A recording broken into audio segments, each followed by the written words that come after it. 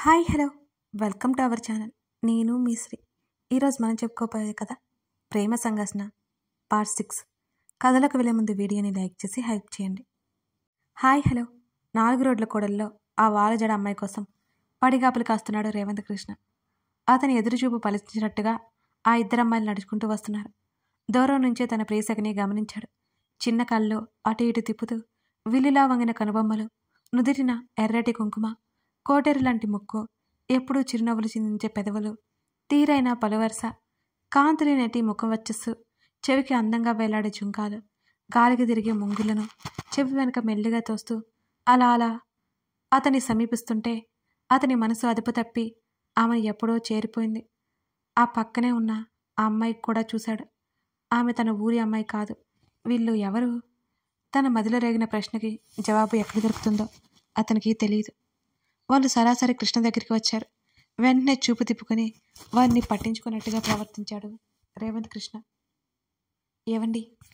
మధురమైన గానం లాంటి ఆమె గొంతు వినిపించి ఆమెను చూడకుండా ఉండలేకపోయాడు రేవంత్.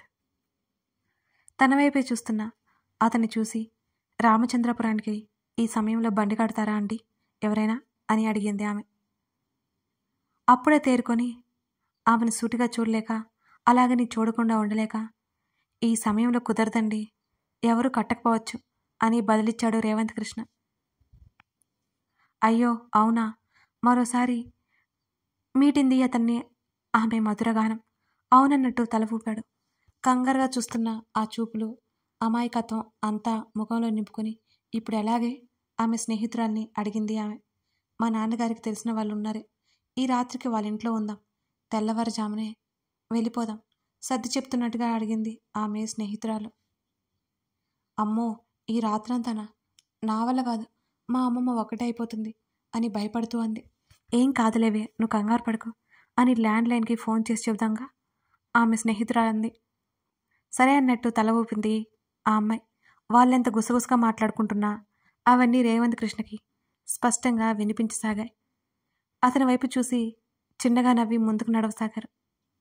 తన ఇంటి వైపుకు వెళ్లే దారి కావడంతో రేవంత్ కృష్ణ మనసులో సంతోషంతో ఉరకలు వేసింది. బండి స్టార్ట్ చేసి మెల్లిగా వారిని దాటుకుని ముందుకు వెళ్ళాడు. తన ఇంటి ముందు బండి ఆపి లోపలికి వెళ్ళి వాళ్ళకు కనిపించకుండా ప్రహరీ మీద నుంచి చూడసాగాడు. తన ఎదురింట్లోకి వెళ్లడంతో పగ్గాలు పట్టినంత ఆనందం అతనిలో. నవ్వుకుంటూ ఇంట్లోకి వెళ్ళిపోయాడు రేవంత్ కృష్ణ. ఆ రోజు రాత్రి భోజనాలయ్యాక ఇంటి ఆవరణలో పచార్లు చేసాగాడు రేవంత్. ఆమెను ఎలా కలుసుకోవాలి, ఆమె పేరేంటి అసలు, తన మనసు ఆమెను కోరుకుంటోందని ఎలా తెలియజేయాలి ఆమెకి, తలమునకలైన ఆలోచనలు అతనిలో. తన అదృష్టం బాగుండి జానికమ్మ జున్నుపాల డబ్బా ఒకటిచ్చి, కృష్ణ ఎదురింటి మంగతికిచ్చిరా పునాన్న అని బ్రతిమాలినట్టుగానే చెప్పింది. లోపల సంతోషాన్ని దాచుకుంటూ బయటికి ఏమాత్రం కనిపించనీయకుండా, అలాగేనమ్మా, ఇలా ఇవ్వు.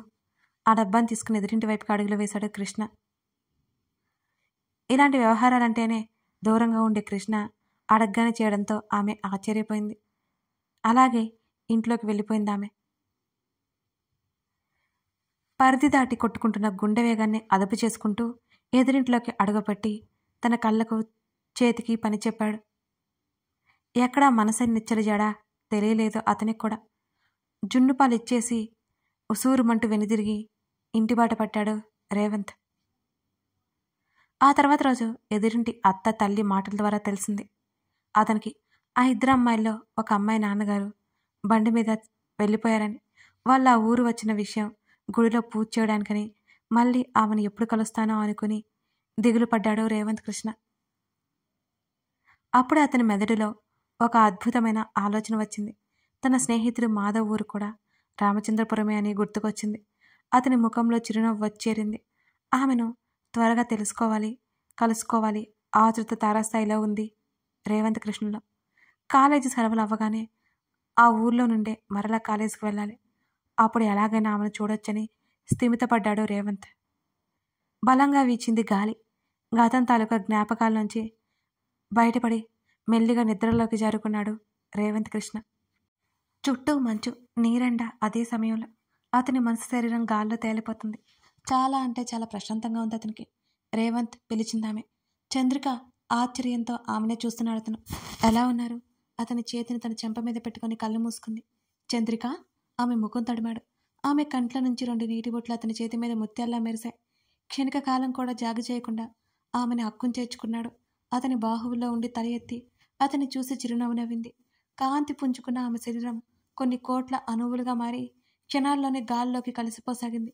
చంద్రిక పిలుస్తూ కన్నీళ్లతో మోకాల మీద కూర్చునిపోయాడు రేవంత్ కృష్ణ. ఇంకోసారి రేవంత్ కృష్ణ వైపు చూసి చిరునవ్వు నవ్వింది చంద్రిక.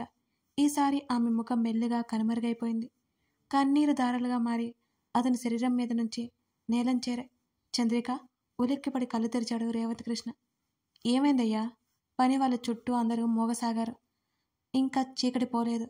తెల్లవాడడానికి ఇంకా సమయం ఉంది అంటే ఇప్పటి వరకు తను కలగంటున్నాడు.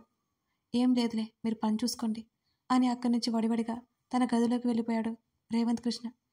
తన పుస్తకం చేతుల్లోకి తీసుకున్నాడు. వాస్తవంలోనే కాదు, స్వప్నంలో కూడా నాకు దూరంగా వెళ్ళిపోయావా? నువ్వు నన్ను ఎప్పటికీ చేరుకోకదు. నేను నిన్ను చేరేదెప్పుడో. చివరి మాట రాసేటప్పుడు అతని పెదవుల మీద నవ్వు విరిసింది. ఎందుకో మరి ఆ మాటలకి అర్థం ఏంటి? బాట పొద్దెక్కర లేవని వినిగితను కొట్టి మరీ లేవదీసింది విరిజ. నిద్ర కూడా పోనివ్వా అమ్మమ్మ? కళ్ళు నునుపుకొని అడిగింది వినీత. లేవవేలే, నిన్నగాక మొన్న వచ్చిన ఆ పట్నం పిల్లని చూసావా? ఎలా మాయ చేస్తుందో అందరినీ. నువ్వున్నావు తినడానికి తప్ప దేనికి పనికిరావు. నందు బాబుతో నీ పెళ్లి జరిగేలా చేయడానికి నందుని బొట్టలో వేసుకోమంటే నీ పాటికి నువ్వు తినుకుంటూ పడుకుంటూ తిరుక్కుంటూ ఉంటావా అని ఉరిమి చూసింది విరజ. అమ్మమ్మ మళ్ళీ మొదలుపెట్టిందిరా దేవుడా అని మనసులోనే అనుకుని ఆ పని మీదనే ఉంటానమ్మమ్మ అన్నదో లేదో వినీత నెత్తిన మొట్టింది గట్టిగా విరజ. చి, అనవసరంగా వచ్చాను ఇక్కడికి అని కొనుక్కుంది. ఉసూరుమంటూ లేచి బాత్రూంలోకి వెళ్ళింది వినీత. అక్కడ ఉండని రోజులు రాగమాలిక, లిఖిత, పూజ ముగ్గురు కృష్ణ ఇంట్లోనే ఉండడానికి ఏర్పాటు చేసుకున్నారు. కృష్ణ బలవంతంతో రాఖీని, ప్రణయ్ని నందు వాళ్ళ ఇంటికి ఉండడానికి తీసుకెళ్లిపోయి అక్కడ ఏర్పాట్లు చేశాడు. అందరూ పక్క ఊరైన రామచంద్రపురం బయలుదేరారు. నందుని దగ్గరుండి తీసుకుని వెళ్లారు. ఆ ఊరి సర్పంచ్ సాయంతో మెడికల్ క్యాంప్ గురించి తెలిసేలా చేశారు. రాఖీ వాళ్ళకి కావాల్సిన సాయం చేస్తుంటే ప్రణయ్, పూజ, లిఖిత వచ్చినవన్నీ చెక్ చేస్తున్నారు. ఎవరికేం సమస్య ఉందో కనుక్కొని వారిని తన స్నేహితుల దగ్గరికి తీసుకువెళ్తోంది రాగమాలిక. అటు ఇటు తిరుగుతున్న రాగమాలికని చూస్తూ కూర్చున్నాడు నందు. అతని చూపులు బాణాలలా గుచ్చుకుంటుంటే మధ్య మధ్యలో అతని వైపు వాడిగా చూపులు విసిరేది. అయినా పట్టించుకునేవాడు కాదు నందు. అందరికీ కాస్త సరదా తీరిక లేకుండా గడిచిపోయింది ఆ రోజంతా. లిఖిత, పూజ అలసిపోయి నిద్రపోయారు. రాగమాలికి అంతకీ నిద్ర పట్టలేదు. కిటికీల నుంచి బయటకు చూస్తుండిపోయింది. హఠాత్తుగా కిటికీ దగ్గరికి నందు వచ్చాడు. ఉలిక్కిపడి వెనక్కి జరిగింది. పడబోయి ఎలాగో అలా తమాయించుకుంది రాగమాలిక. ఇడియట్, బుద్ధి లేదా నీకు? భయపెట్టేసరికి కోపం వచ్చింది ఆమెకి. రాగారా, నీతో మాట్లాడాలి. వేరే పాలు లేదా ఈ మాటకి? ఇంకా కోపం పోలేదు ఆమెకి. ఇవెప్పుడు ఉండేవే కానీ బయటికి రాగా అని అన్నాడు. ఎలా రావాలి? ఎవరైనా లేచి చూస్తే బాగోదు. నువ్వు పో ముందు అని కసిరింది రాగమాలిక. హాల్లో నుండి పెరట్లోకి తలుపు ఉంటుంది. వచ్చాయని చెప్పి అక్కడి నుంచి వెళ్ళిపోయాడు నందు. ఈడియట్, రోజు రోజుకి భయం లేకుండా పోతుంది.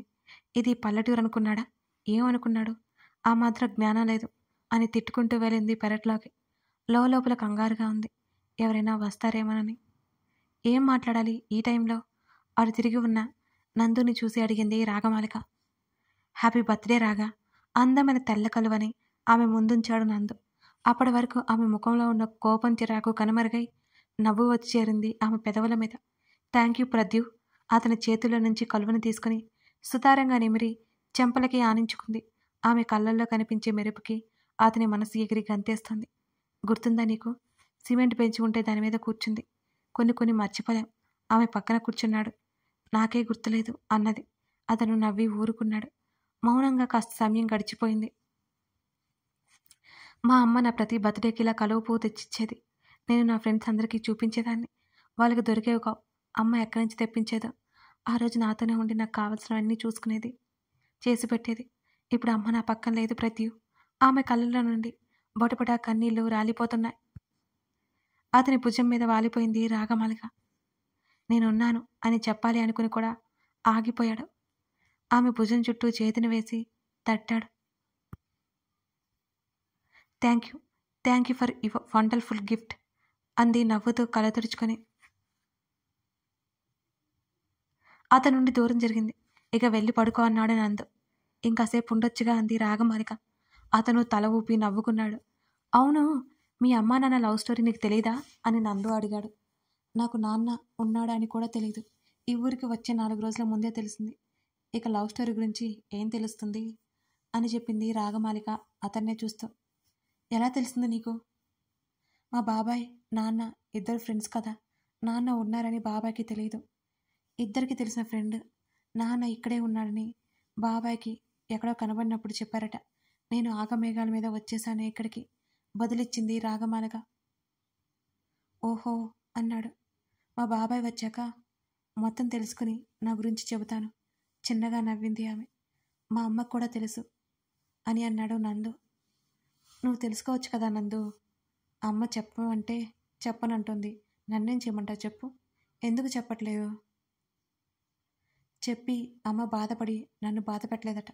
చూద్దాం ఎప్పుడు చెబుతుందో అని నిట్టూర్చాడు. పోనీ నాన్ననే అడిగితే? గుర్రుగా చూశాడు నందు ఆ మాటకి. ఎందుకు అలా కోపంగా చూస్తున్నావు? అసలే ఇప్పుడే పుట్టాను, భయం వేయదా? అమాయకంగా అడిగింది రాగమాలిక. లేకపోతే ఏంటి, మామయ్య బాధపడతాడు అని చెప్పాడు. బాధని దించుకుంటాడు.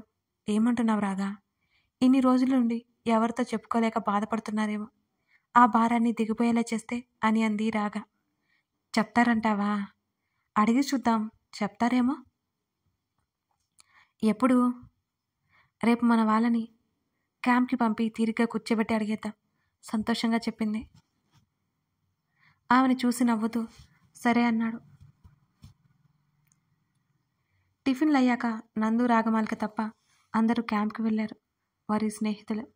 రేవంత్ కృష్ణని ఏం అడగాలో గదిలో కూర్చొని ఆలోచిస్తోంది రాగమాలిక. సర్ప్రైజ్!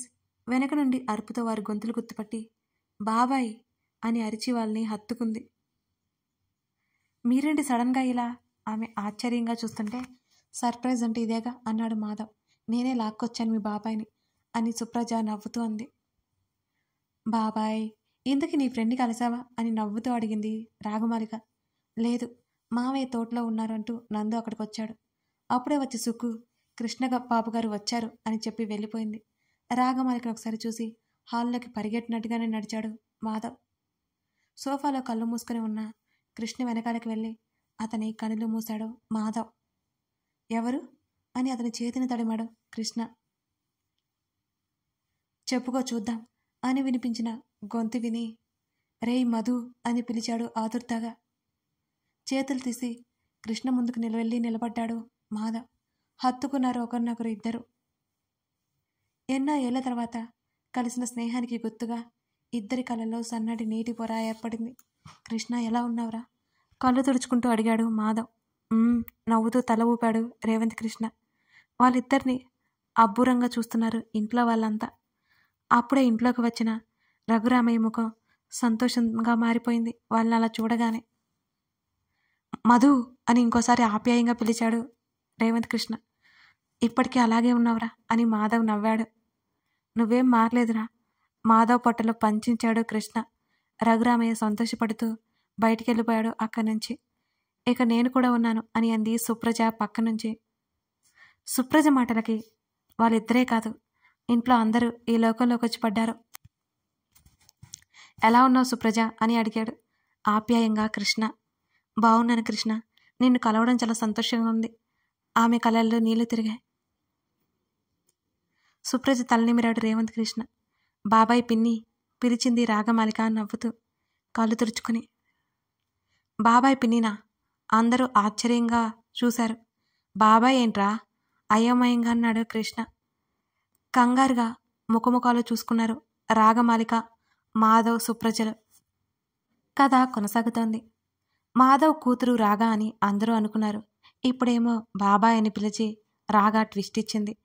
ఇప్పుడు రాగ తన కూతురు అని కృష్ణకి తెలుస్తుందా? నిజం బయటపడిపోతుందా లేదా? మీరేం గెస్ చేశారో చెప్పండి. నచ్చితే కామెంట్ చేసి లైక్ చేయడం మర్చిపోకండి friends. Thank you for watching this video. మరో ఎపిసోడ్తో మనం మళ్ళీ కలుద్దాం.